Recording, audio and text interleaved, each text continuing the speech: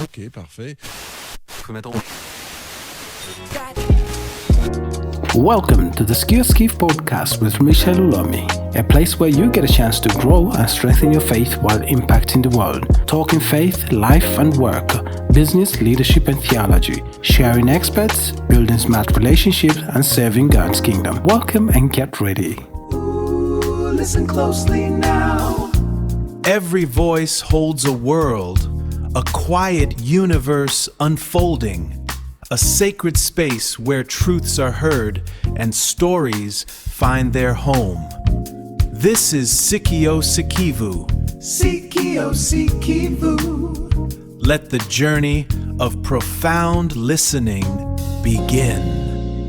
This is Sikio, Sikivu. Ooh, yeah. Ooh, yeah. This is Sikio, Sikivu. Ooh, yeah.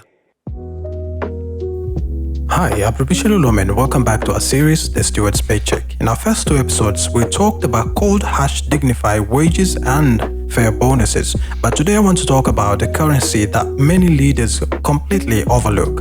I'm talking about the non-monetary reward. Have you ever noticed that some people stay in a job for years even when they are offered more money elsewhere?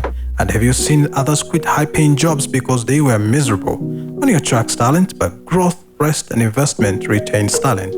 Today we are asking, how can you pay for your team in ways that bank accounts simply can't handle?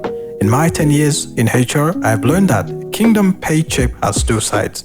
One side is the money, the other side is the development of a person.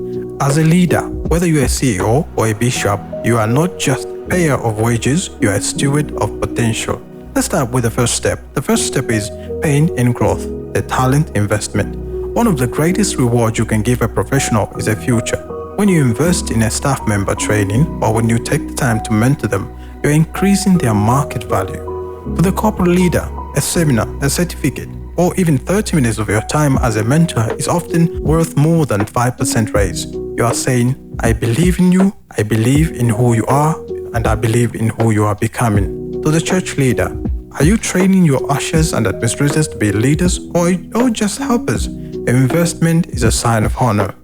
The second thing is paying in rest, the Sabbath reward. In our fast-paced marketplace, rest is a luxury. A kingdom leader understands that a burnout worker is an ineffective image bearer. Can you reward a hard-working team with an extra afternoon off?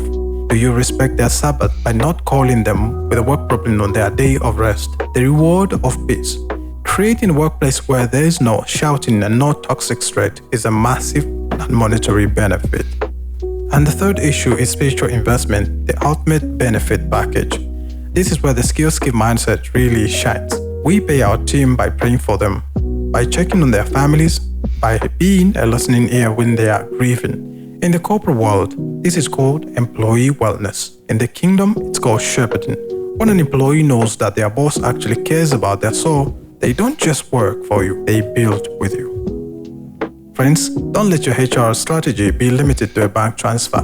There are things money cannot buy: loyalty, peace, and personal growth. My challenge for you this week: identify one non-monetary way to reward your team.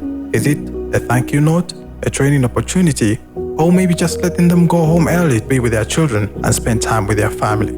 Start paying in the currency of the kingdom. Thank you for joining me for this episode 3.